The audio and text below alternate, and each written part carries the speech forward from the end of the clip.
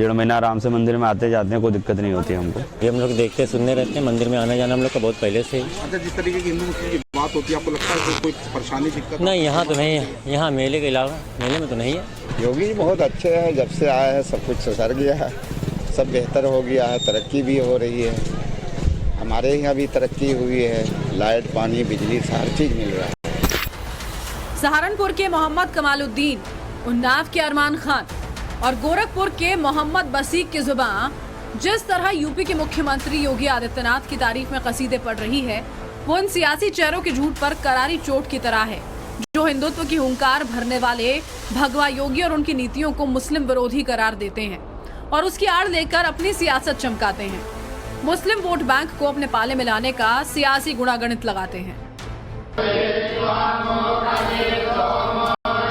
ये बताने की जरूरत नहीं है कि ये नाम किस मजहब किस तबके से आते हैं, लेकिन ये बताने की जरूरत है कि गोरखपुर के गोरक्षनाथ मंदिर में हर साल माघ की शुरुआत में लगने वाले खिचड़ी मेले में ये चेहरे और इनकी पिछली कई पीढ़ियां पिछले कई दशकों से शामिल हो रही हैं।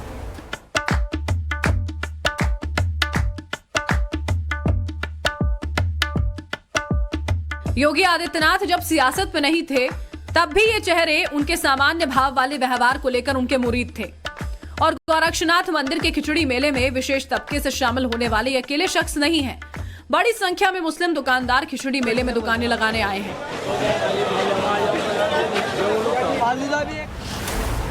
गोरखपुर के खिचड़ी मेले से आज आपके लिए special ground report times now Bharat लेकर आया है, जिसमें इस बात की खास तौर से पड़ताल है कि योगी आदित्यनाथ पर मुस्लिम विरोधी होने का ठप्पा लगाने वाली सोच की असल हकीकत क्या है। गोरखपुर में सीएम योगी की धर्मभूमि कर्मभूमि कहे जाने वाले गोरक्षनाथ मंदिर में खिचड़ी मेले की तैयारियां तेज हैं। देश भर से आए दुकानदारों ने यहां दुकानें सजा ली हैं। मेले का माहौल यहां रंग जमाने लगा है।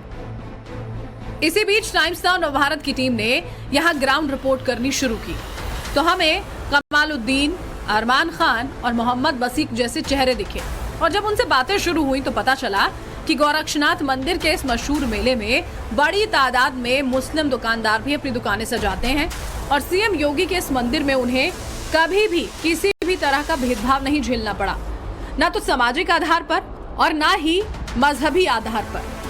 हर साल लगाते सबसे नहीं सब, करीब मेरे अब्बू लगाते हैं 35 साल से जी, अब करीब 22 साल मुझे भी हो गए आते हुए।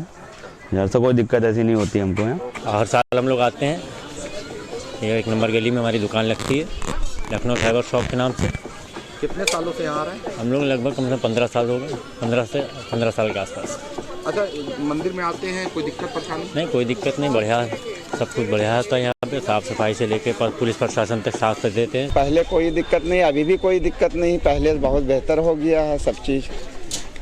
अच्छा, क्योंकि आप लोग मुस्लिम समुदाय से हैं, यहाँ मंदिर में दुकान लगाते हैं, कोई कठिनाई परेशानी? नहीं, कोई कठिनाई कोई परेशानी नहीं है। गोरखपुर के मोहम्मद बसीक की बात पर जरा गौर कीजिए, जो कह रहे हैं कि योगी राज आने के बाद मुस्लिम समाज की सामाजिक आर्थिक तस्वीर बदली है। उनकी ये बात फुगावा नहीं है। सीएम योगी ने यूपी में मुस्लिम तबके की बेहतरी के लिए जो योजनाएं चलाई हैं और उनका जो बड़ा फायदा इस तबके को दिख रहा है, वो उसकी बड़ी वजह है। इन्हें सीएम योगी का शासन लुभाता है। इन्हें समझ में आता है कि सीएम योगी तुष्टीकरण की सियासत नहीं, कानून के शासन में यकीन करते हैं, जिसमें सबका साथ, सबका विकास, सबका विश्वास के साथ सबका प्रयास भी शामिल है।